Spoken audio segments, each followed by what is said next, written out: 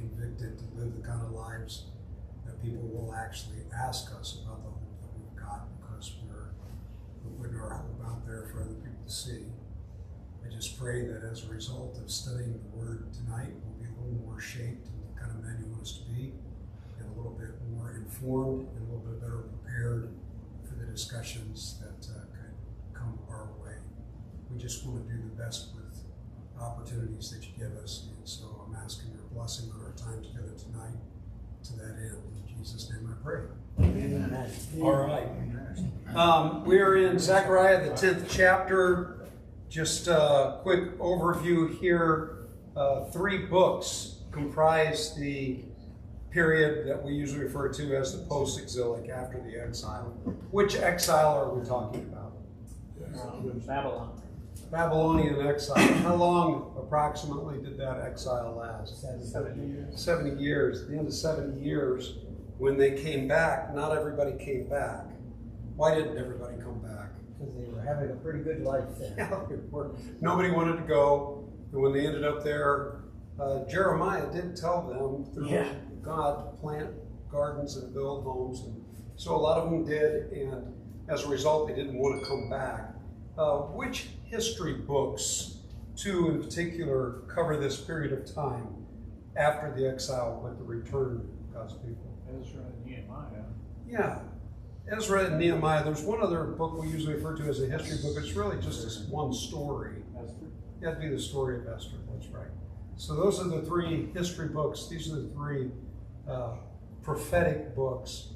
And Haggai and Zechariah are kind of like, my professor used to call it God's 1-2 punch.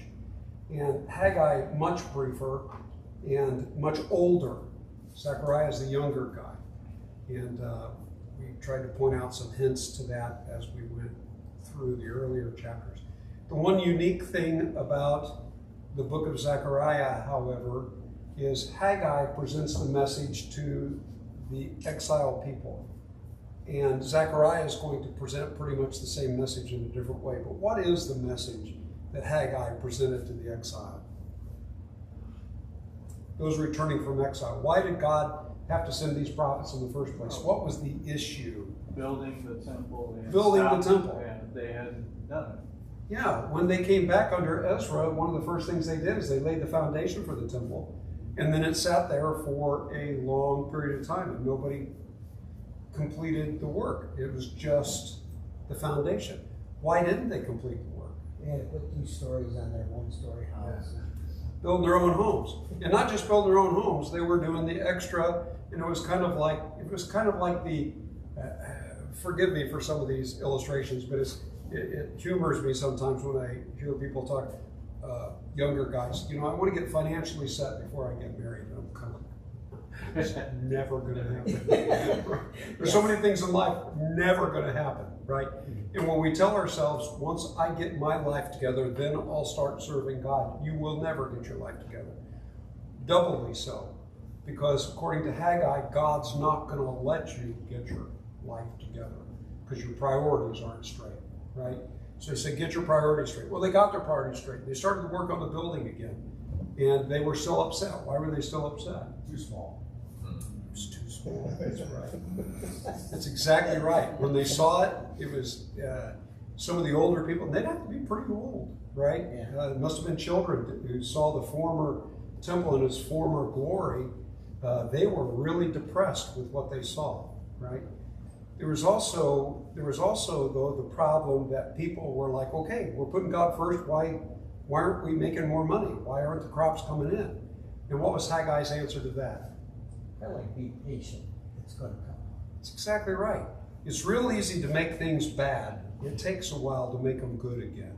Remember how I used that illustration if somebody is defiled and if somebody's ceremonially unclean, they bump the person next to them, then that person's automatically ceremonially unclean, right? But if somebody's ceremonially clean and they bump somebody next to them, does that make them clean? No. The cleaning process is a whole lot more involved than the messing up process. And I just think illustrations about how it's so easy to make one stupid mistake, one sin, and boom, you've ruined your witness and you've ruined a lot of things. I think I've confessed this before. I could still remember vividly, you know, I try so hard with my boys in particular because I want to be a good dad to them as they were growing up and stuff. I remember vividly one day we were changing a tire and everything was going wrong. And for some reason, I just couldn't communicate with Seth. And so he handed me a tire iron that I did not need. And I threw it clear across the front yard. And as soon as it left my hand, I thought to myself, oh, I wish I hadn't done that. I wish I could have. But it's one thing to lose your cool, but in front of your teenage boy at the time and stuff like that, it's kind of like, oh man. Did he cry? So, yeah. What? Did he cry? Yeah. I did. I know we're doing a review here, but I was reading a book this past week where I really appreciated this guy's point. His name's Max Anders. I don't know if you've heard this guy before or not, but he's a religious writer. And he was confessing a sin that he had committed, and it's a lie he told. He just felt, he was in a situation where it just felt extremely awkward, and people were talking to him, and he just wanted to get out of there. So instead of saying something that he should have said, instead of saying, told a lie. And as soon as he left, he was just crushed. It's like, how in the world could I do that? You know, it's just one of those feelings. But the thing I really appreciate, the reason he's talking about this is, what he did was, thought about it, went right back, and tried to set it straight. And the point he was trying to make was, you know you've messed up, one of the best things you do is don't put it off. Try to take care of it. And I know we're filming this, but sorry. If you accidentally drop your phone in the toilet, don't think about it, just pick it up right away. Yeah. And then you can wash your hand and everything later. But if you stop and think about it, you understand what I'm saying? There are some things, you know the right thing to do, and if you goof up and you sin, you know you're supposed to confess it and repent and try to set the record straight. So doing it right away would be really good. Anyway, he was trying to make the point to the people, it takes a while to make things good again. And God told the people he's going to start blessing their crops. And he said, you mark this day. From this day forward, things will get better. Okay. We know that Zechariah overlaps with Haggai because we have markers, right? He tells us in the, was it the second year of King Darius, right? So he even tells us the month of the year. The unique thing that we're going to find about Zechariah, that we have found about Zechariah the last few weeks, is this is apocalyptic literature. What is apocalyptic literature? Revelation. Revealing. Symbols and not real stuff. Yeah. That's kind of the technical way of saying it. Yeah. Don't use all those. What does the word apocalypse mean? Revelation. It means revelation, which, can I just say this again? That just seems so counterintuitive, right? Here's a word that means, let's make it easy to understand. And yet apocalyptic literature seems to be the hardest stuff in the Bible to understand. Okay, well, what's the answer to that? Why is, which by the way, you have to be careful using the word apocalyptic today, because it's taken on another meaning. The apocalypse now. Yeah, what does it mean today by most Destruction people's at the usage? end of the End of the world. It means world. usually most people are thinking about end times, right? Okay. Yeah. And there's reason for that. But scripturally, it just means to reveal. It means to it's like pulling back the curtains. Let's give you insight on what's really going on. That's what the word means. Okay, why in the world would God knows exactly what he's doing, but why in the world would he use this kind of language that is so hard to understand to help us understand? Because he didn't want everybody to understand. That's Doesn't right. want everybody to understand. Especially the ones that were ruling over them. That's exactly right. Yeah, I think you hit the nail on the head, especially during a time of persecution. I remember my dad talking about that. My dad was always close to several missionaries who were overseas. And he was talking about certain missionaries, this is back, in the Iron Curtain and stuff like that. They would work out code language before they left. And when they'd send cards home or letters or whatever, they would talk about their garden. And if they said the flowers are dying off or whatever, that we knew that meant people were dying, right? So you develop that ahead of time. Okay, how do you develop a code language with God's people so they'll understand it, and the Romans or the oppressors or other people won't understand it? Talk about the spirit. Talk about the past. Oh, okay. You've got to talk about it. When it was about the bad time in the past. Yeah, okay. One of my go-to thoughts on apocalyptic literature is parent-child relationship. You don't want your kids to understand, but you want to talk to your spouse, and the kids can't leave the car because you're driving in the car, right? How do you communicate with your spouse and not communicate with your kids? Well, you talk about something, they'll understand the words, but they won't get the meaning, right? Right. It can be code language as far as movies you've seen that the kids haven't seen yet, or maybe terminology that you used in college you haven't used since, right? And hopefully your spouse will remember those esoteric terms and the kids won't. So to communicate with God's people, one of the best ways to do this is to use God's word, right? That's why Jesus says so many times, those who have ears, let them hear. Yeah, he says that to every single church too. He writes the 7 churches, right? Those who have ears, let them hear what the Spirit says to the churches. That's exactly right. And Jesus did say that a lot during his ministry. Need to pay attention. And boy, reading through the Gospels, one of the things that just hits me is how many times Jesus says to the 12, "Are you that slow? Are you that dull of hearing?" So it's kind of like there's an expectation. I ought to be able to speak to you. One of them that comes to mind is when Jesus is going across the lake and he turns to his disciples and says, "Beware of the yeast of the Pharisees." Yes. Right? And what do they start talking about? We didn't bring enough They're food. whispering amongst themselves, "Yeah, we didn't bring enough food. John, you were supposed to bring the food. Why didn't you bring?" And what did Jesus say? "Are you that dull?" Yeah. And he explained to them. He said, "Weren't you there when I fed the 5,000? Weren't you there when I fed the 4,000? I'm not talking about yeast and bread. What am I talking about?" Sin within. Yeah, the influence of the scribes and Pharisees. So Jesus was, on that occasion, kind of using code language too. In fact, in Matthew the 13th chapter, it's not apocalyptic literature per se, but in Matthew chapter 13, Jesus explains why he talks in parables. Remember this? People came to him afterwards and said, Why all the parables? And Jesus said, "I speak in parables, why? So that the ones that really want to know will come search it out. And those who don't, won't." Those who seek will find. Yeah.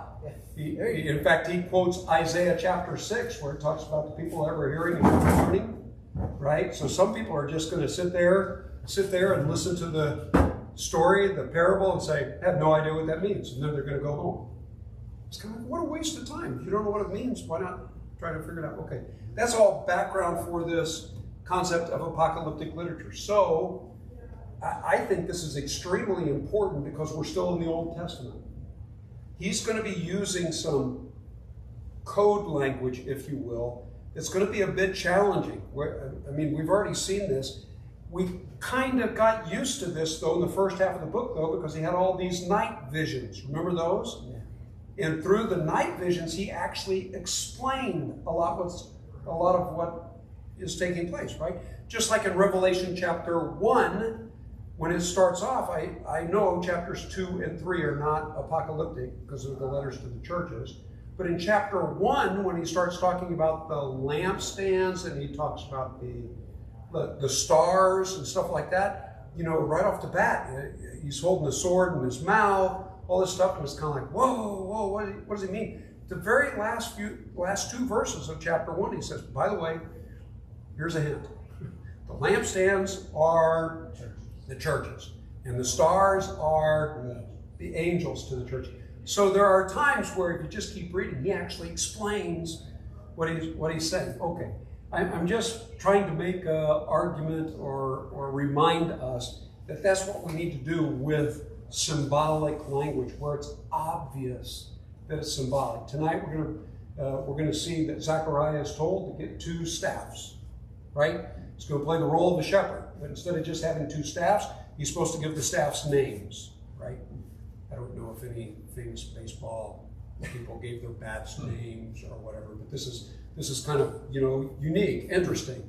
So he's going to call one favor, and he's going to call the other one union or bonded together. He's going to give them two names, and he's going to go out and he's going to act out. So it's a little bit like Ezekiel. Ezekiel from day to day would act out different things that God wanted to tell. So he does a little bit of acting out in these two staffs. People are kind of like, I don't know if I understand what that means or not.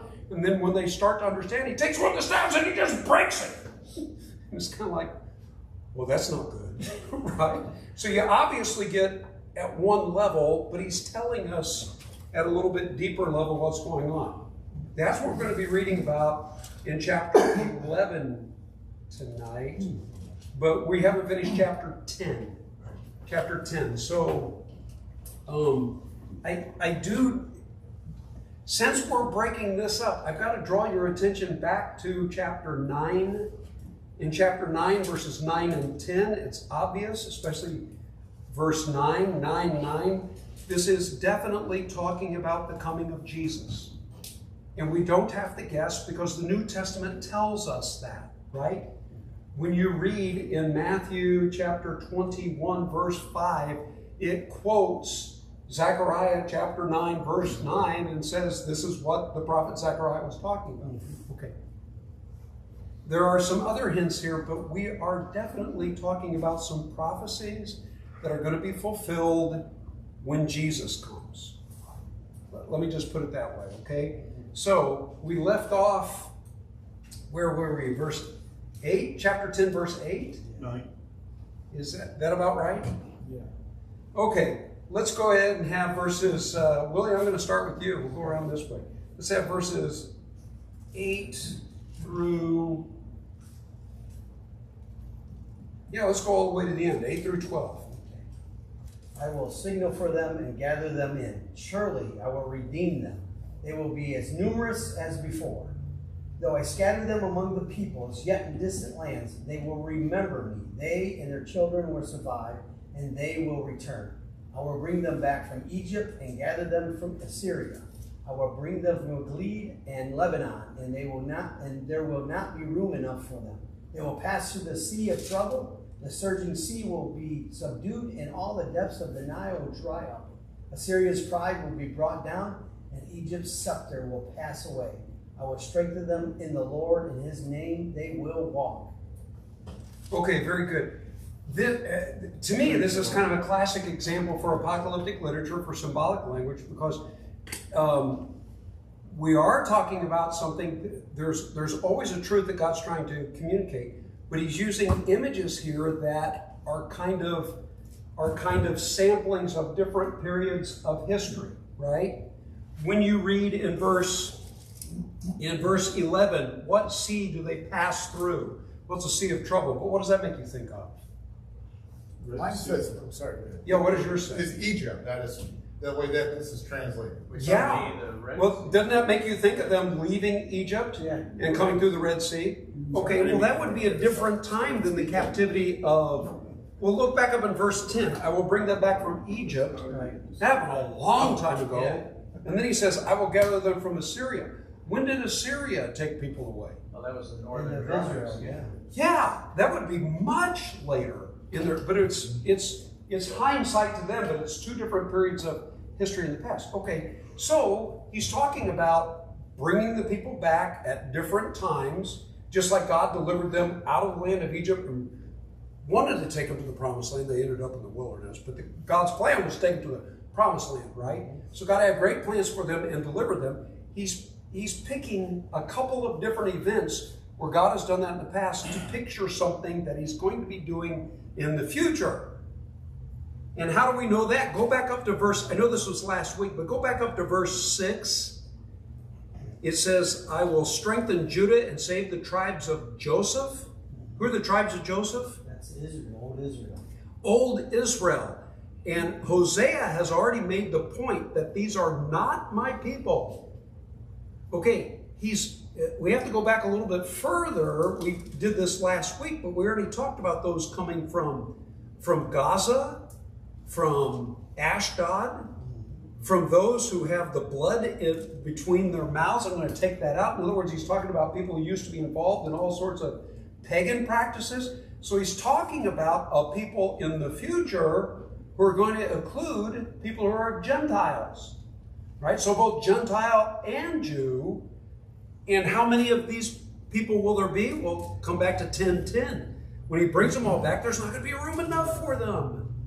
So it's not like just one group. I think we ended up talking about this last week. When they left Egypt, as best we can tell, 2-3 million people. That's a lot of people, but they can pass through the sea and they can do that. Well, there's not going to be room enough for this amount of people because we've got people not just from the Jews, from the Gentiles, from all over. God's got a plan for everybody, and that seems to be what he's hinting at here, this future plan. That kind of makes sense because he's already talked about Jesus coming into Jerusalem riding on a donkey. Jesus didn't come to Jerusalem riding on a donkey just for the Jews. No. Came for everybody, yes. Well, and if you think about it just today, if you wanted to count all the Christians in the world, how many, because it's everywhere. And you had made the point, it's consistently Thank you. large Can numbers we all review throughout that the real world. quick? I want everybody to know that because so many times people say, yeah, but if you were born in India, you'd be Hindu. If you were born in Burma, you'd be Buddhist. If you were born in some other place. Listen, I know Hinduism is 95% India, right? And Buddhism is, it's spread all over the world, but it's still 90% Southeast Asia, right? Okay, but if you want to find Christians, where are Christians? Christians are about 20% in Asia, about 20% in Africa, about 20%. I don't think I can say this anymore, but it used to be Europe. That's really gone downhill. But it used to be 20% there, 20% in the Americas. Christianity is pretty much evenly distributed all over the globe. And my thinking is, if it was a God thing, doesn't that just make sense? Does he want all people to hear?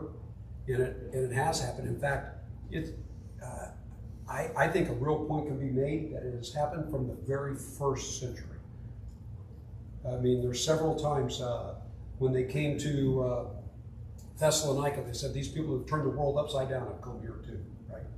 When he writes the church at Colossae in the very first chapter, as well as Thessalonica, he talks about the gospel message has been ringing out all over.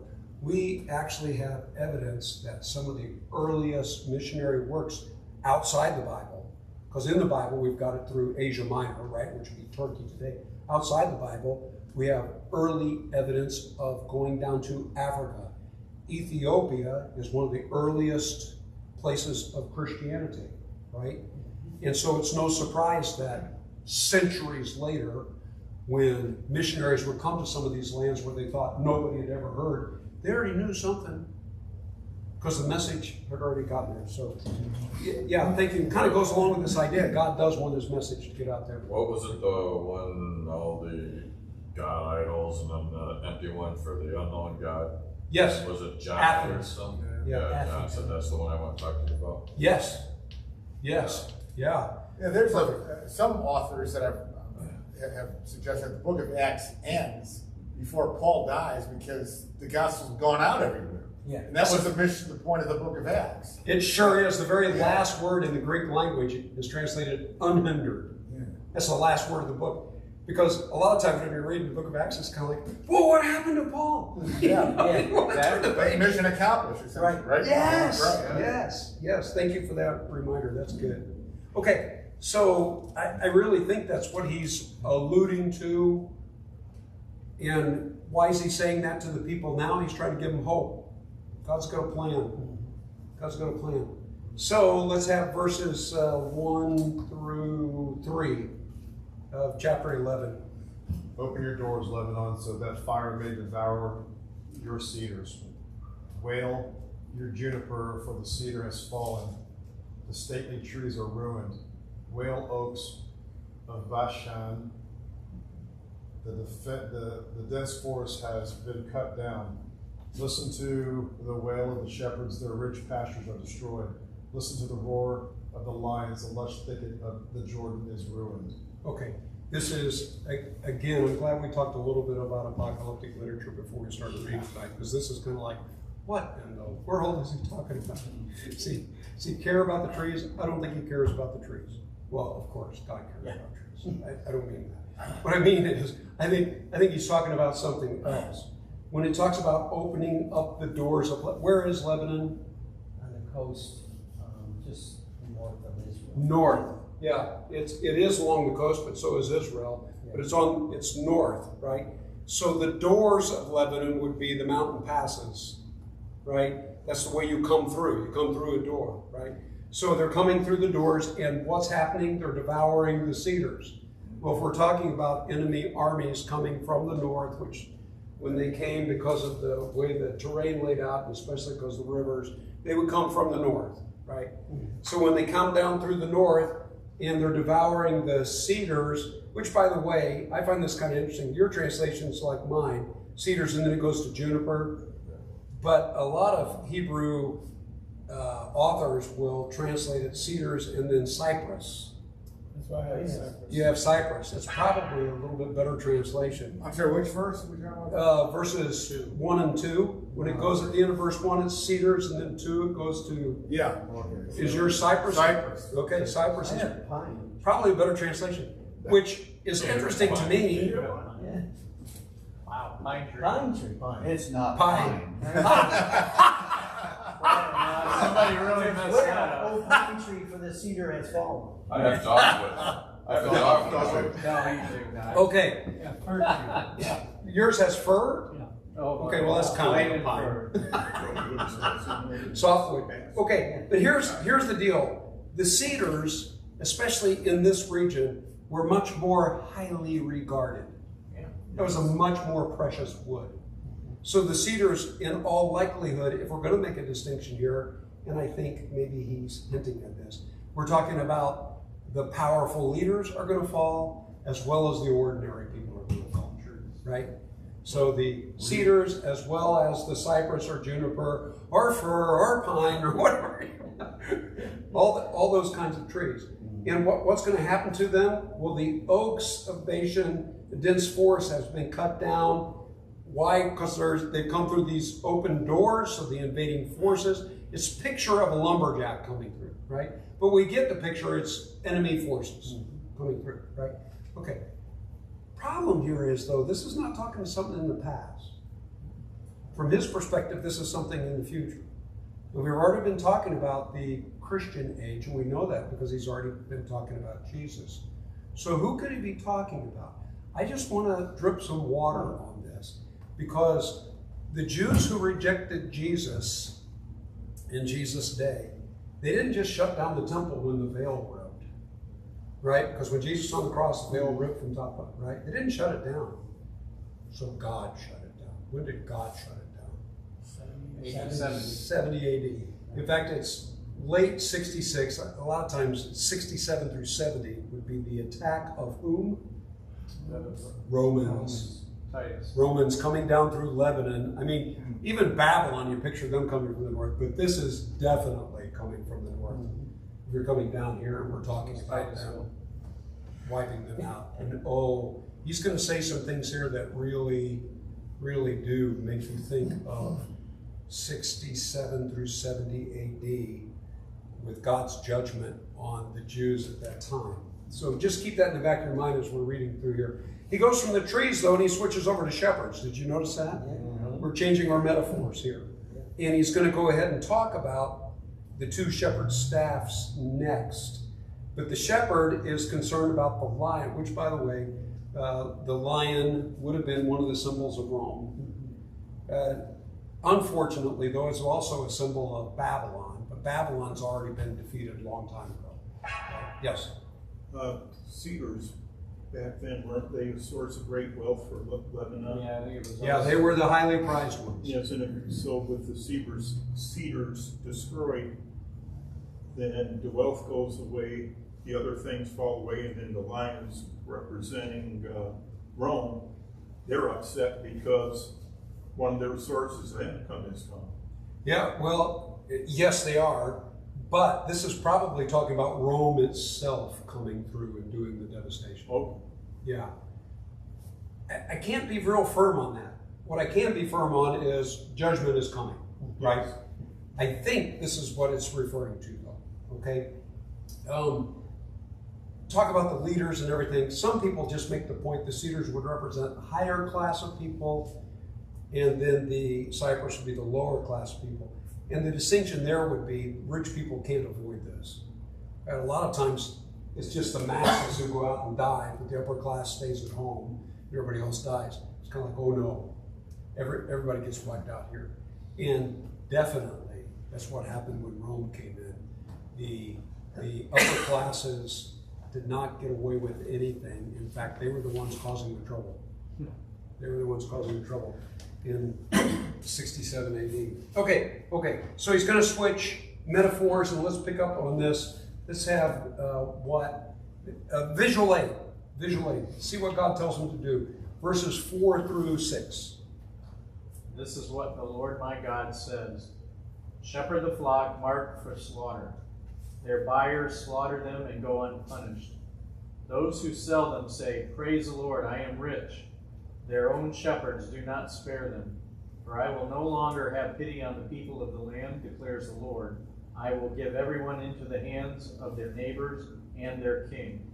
They will devastate the land, and I will not rescue anyone from their hands. Okay.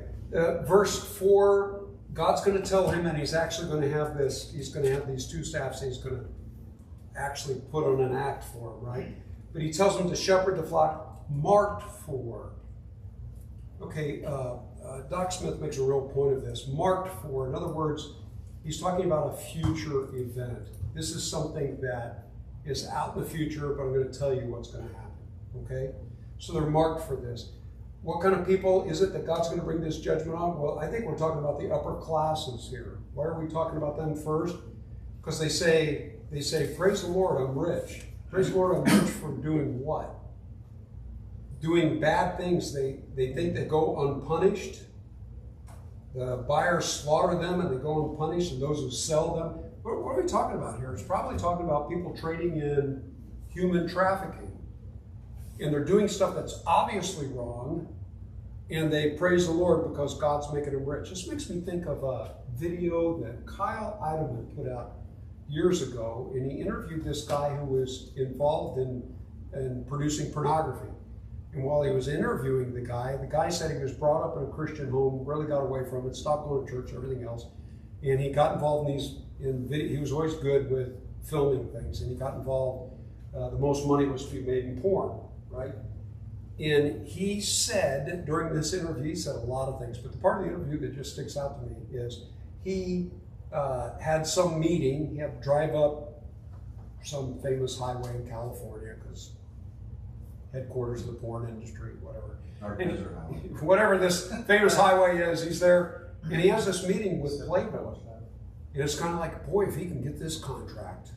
This is years ago, and I guess they were like the number one or one of the, and he's like, boy, if I could get this contract. And he said he got the contract. And as he's driving home, he's praying and thanking God for blessing him in this contract. Well, he's telling it from a perspective now of how could I have been so messed up that I actually thought God was blessing me? Didn't that make you think of this first? Yes. They're doing things that are awful, obviously wrong, and they're thanking God for it. Okay, doesn't this make you think of religious leaders in Jesus' day who were bilking the people who came for the Passover feast, exchanging money and making them buy sacrifices and stuff? They probably went home at the end of the day and said, oh God, thank you for blessing me today, when they just ripped people off in the last time. Right. So anyway, that's the picture of what's going on here, and you can almost feel how upset God is at what these religious people are doing, right? And so the punishment is coming. Verses 7 through 10. So I shepherded the flock marked for slaughter, particularly oppressed of the flock. Then I took two staffs and called one favor and the other union, and I shepherded the flock. In 1 month I got rid of the 3 shepherds. The flock detested me, and I grew weary of them, and said, I will not be your shepherd. Let the dying die, and the perishing perish, let those who are left eat one another's flesh. Then I took my staff called favor and broke it, revoking the covenant I had made with all nations. Okay, there's so much here, but I think you get the basic idea. He's going to have this visual aid. He's got two staffs. What's the first staff called? Favor. Got a good relationship, right? Favor.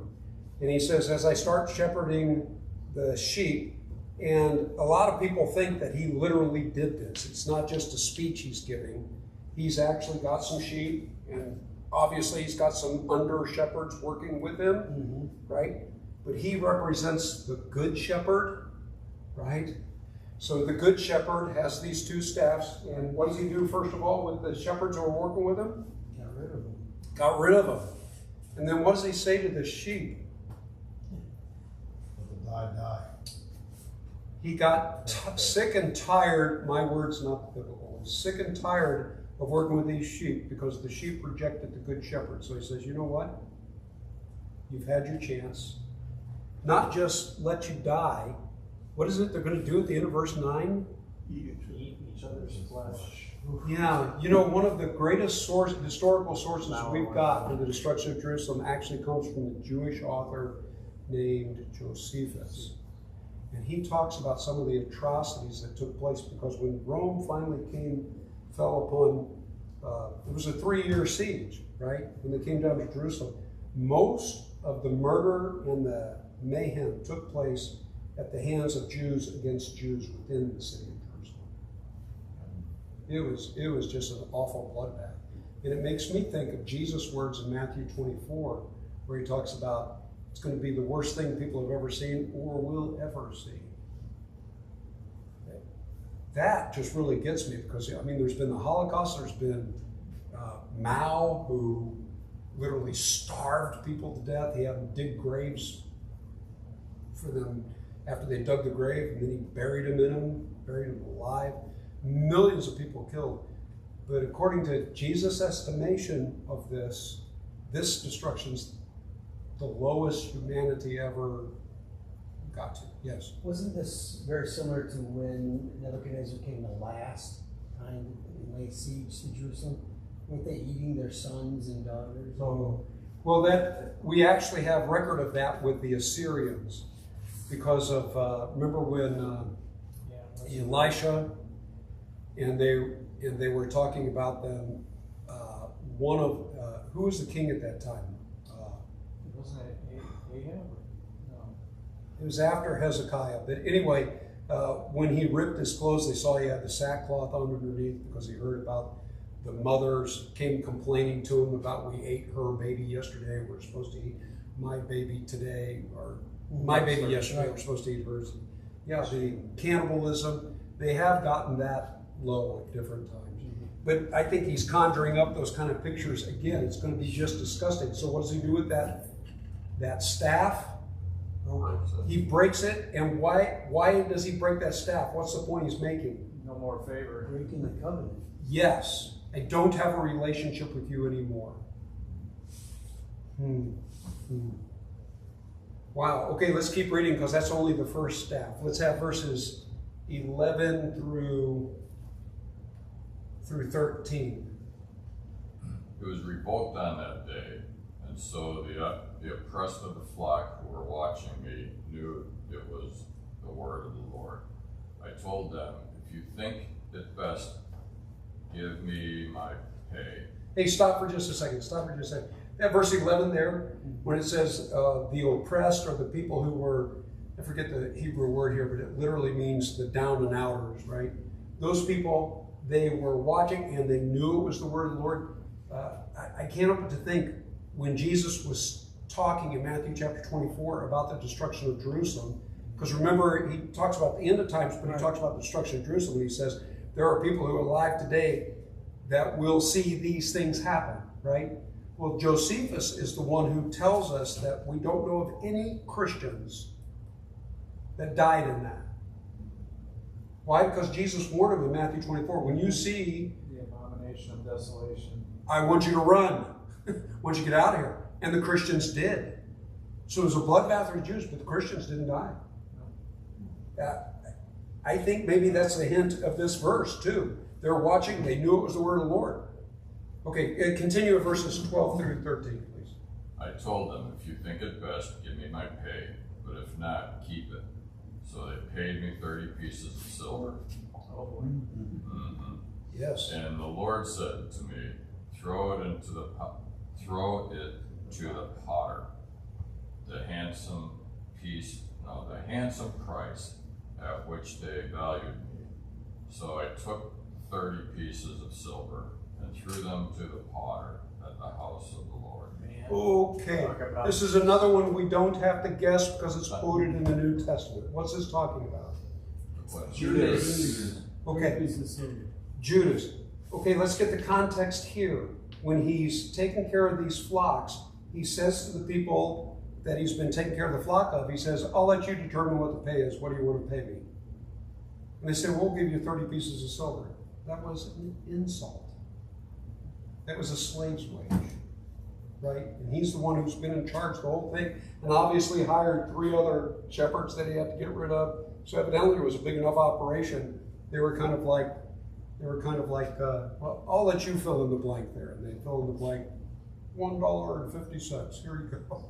You know, thanks for building my house. You know, just such an insult. And so, being insulted, what does he decide to do with it? He says, I'm just going to throw this money out. Who am I going to throw it to?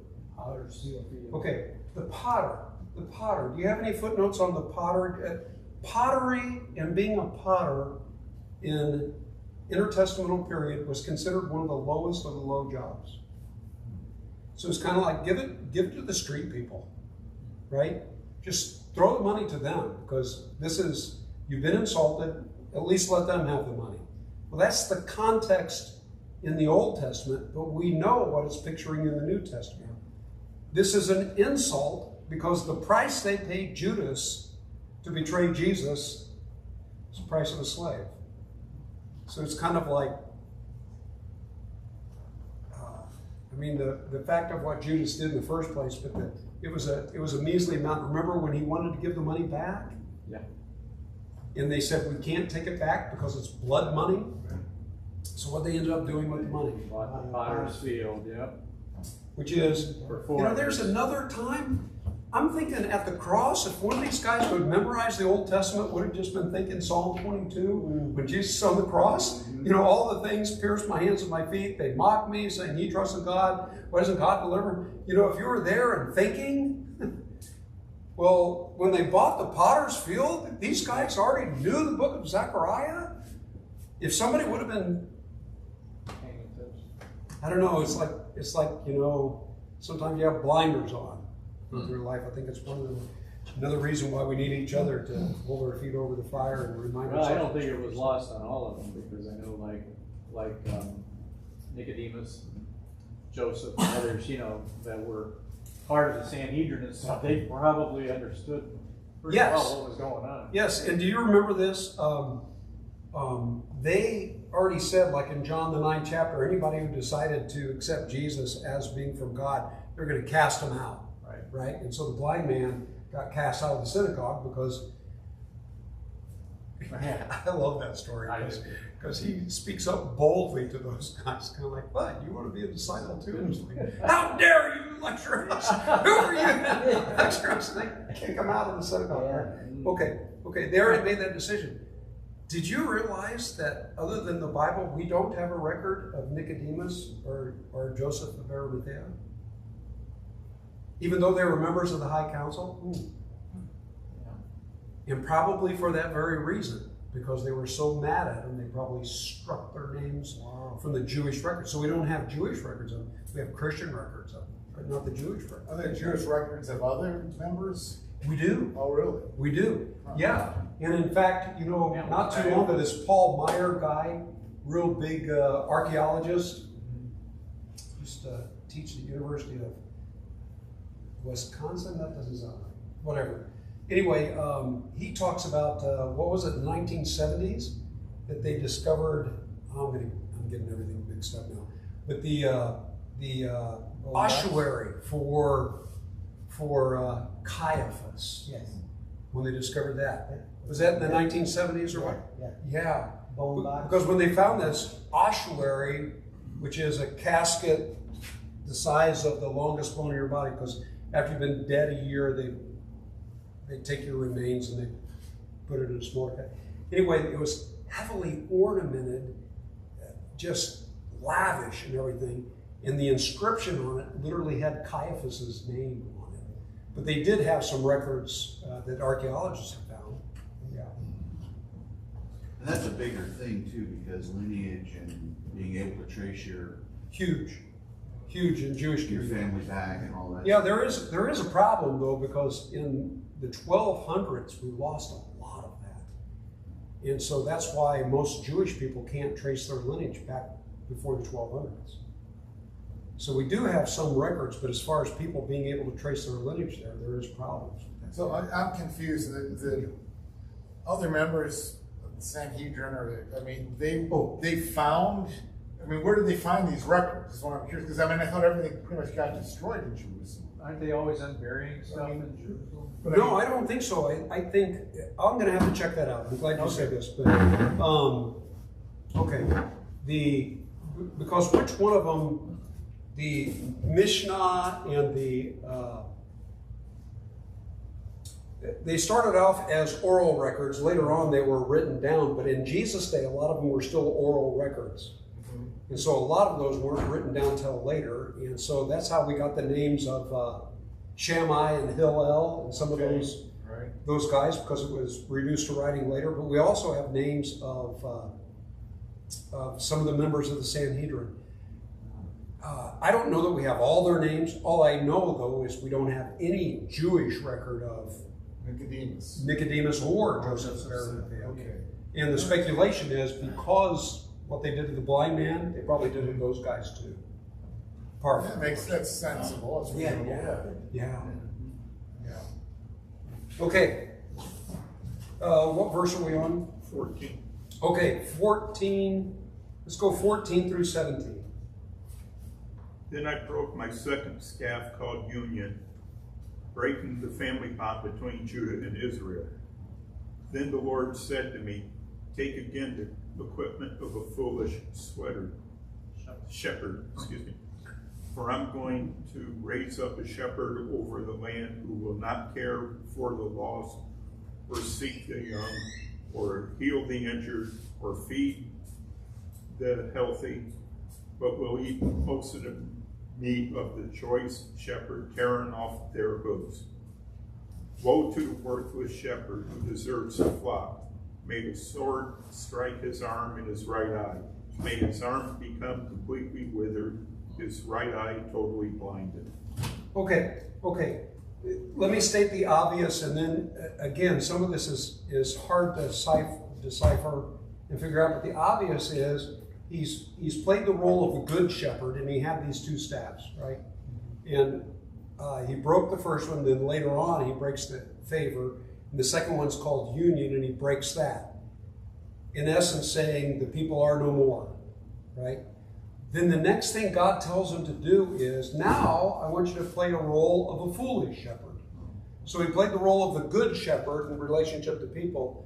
Now he's playing the role of the bad shepherd. Well, a shepherd represents a leader, right? So there's going to be a bad leader.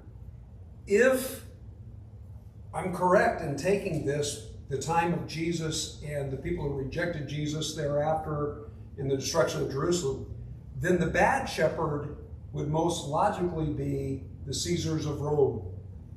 And it would start with Titus, because Titus is the one who, at the time, he wasn't Caesar, but he was the general of the forces that came in and devastated Jerusalem, right? And this fits perfectly as far as he doesn't care for the needy or the healthy. He didn't care for anybody but himself, right? He's just there to rob the land of its goods. So he eats the choicest meat, and tearing off the hooves probably is the idea of the beasts of burdens that have hooves. How would you tear off hooves of the oxen and the beasts of burden? Because you're overworking them. So it's probably an analogy to the fact, not only does he take the choice goods of the land, he makes slaves and abuses the people of the land for his own purposes.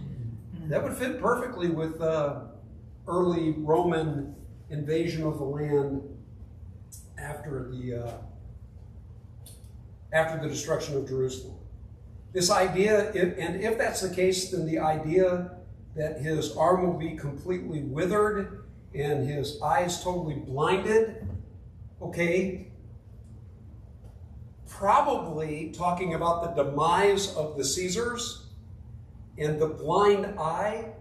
What little I know about the Caesars, and I enjoy reading some of this stuff, but what little I know about the Caesars is they were oblivious to what was really going on. They lived in their own little sheltered world. So picturing them as blind and also withering away as far as their effect and impact. In fact, in the latter years of the Roman Empire, which is so hard to talk about the demise of the Roman Empire, in the latter years of the Roman Empire, they had more than one Caesar because there would be disputes as far as who's really Caesar. And so you'd have 2 or 3 Caesars. In fact, there were several of these occasions towards the end where they would splinter off. Right. Yes. I hate to say this. No, go ahead. He's talking to the people that just came back from Babylon, right? Yes. And saw the devastation of Jerusalem. I know. And now he's prophesizing a worse event is coming than what they just That's exactly right. Holy mackerel. That's exactly right. If it was like, whoa. Yeah, and you know what? It kind of makes you want to shake your head sometimes because it's kind of like, okay, did we learn our lesson in Egypt? Well, no, obviously not, because we spent 40 years in the wilderness. Well, did we learn the lesson of the wilderness? Well, no. What happens when they get in the promised land? Well, you have judges. Do we learn the lesson in Judges? No, we keep going through that cycle again and again. So we finally get a king. Had King David, Saul didn't go so well. So did the kings lead him well? No. That went south really quick, and then the kingdom split, and king after king. And so you finally get the Assyrians taking them away, and they get the Babylonians taking them away. It's kind of like, okay, did we learn? No. Wow. You know, it just, to me, it's a reminder, do we learn our lessons? You know, a lot of times, yes, right after the fact, and then give us a month. Yeah. Give us a year. When you get to the end of the book, Yes. very end of the Bible, it says God still loves us. Oh, yes. And I'm just so thankful that we've got a Savior, that it's not by works that we are saved. It's by the grace of God. Because we still have these problems. Which, by the way, I don't want to imply everybody in the Old Testament was lost. They're not. Right? But they looked forward to Jesus just like we look past. And the only way anybody's saved by the grace of God. My. That's why I love the disciples so much. Because they messed up so much. Oh, so just like everything, you know. But then all of a sudden they. Why is that? I feel the same way. It's kind of like I was telling people Sunday. My niece and her husband, such a great couple. I mean, they're just like model, you know, like golden boy and everything. When I heard they had a spat, I'm like, oh, really? Tell me about it. Yeah. What is that? You know, when you want to hear that somebody messed up, Well, that's why we watch NASCAR. So we like the wreck. You know, if everything was rosy and stuff, nobody would watch the news. You know, Rosie's and I are. oh, sorry. How do the Catholics, this just reminded me of what we're talking about, the disciples, deal with Paul rebuking Peter? oh boy. Yeah. Yeah, that's a good question. They don't. Yeah, there's so many of those.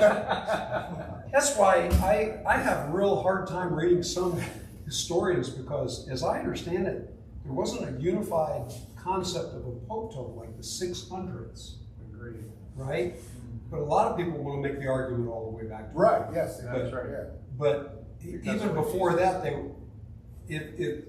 reading the post-Nicene fathers, though, you only get bishops. You don't get this idea of pope till much later. But some people will come back and talk about a certain bishop being the pope. But that's aside to what you say. I don't know how they. Okay. I don't know how they can come up with that. Because they have this idea that sola scriptura is an invalid concept, that you need Yes. single authority, you need a tradition and so on, and councils and that. But Paul is appealing to something higher than a pope. I mean, but if Peter is the pope, he can't be, right? That's exactly right. And you know, just that very point, because I like to listen to this Knowles guy, what's his name? Michael Knowles. Yeah. And very conservative guy and everything, but he's Catholic, and he makes such a strong point for Catholic. And he tries to make that very point about how we need that. And I'm kind of like, yeah, but out of your own mouth, you hate some of the popes. You know what I mean? Yeah. Because Catholics themselves will, well, that pope was no good, stuff like that. It's kind of like, well, wait a minute. Either he's your authority or he's not. Yeah, I just see a lot of inconsistencies with that. Yeah, the thing that really has gotten me recently, though, is the whole thing with Peter at the end of, you know, anybody else denies you, I won't. And Jesus says this very night, right? And then when he comes back to him later, do you really love me more than everybody else? I think he's referring back to his denial, right? You said you more than anybody else. Do you really love me more than anybody else? And just keeps drilling him because I think he fell flat. You know? Okay, this is a good place to stop. I know we're a couple minutes before the hour, but this way I will remember that we start with chapter 12. You deprive me of my opportunity. Oh, I'll start next week with you, Tom. That means you have to be here. Yeah. All right. Got me there. Hey, Jim, Mark. I'm glad you're participating with us tonight. This is what we're like. So, Mark, you were saying I can about address the problem. yes, please.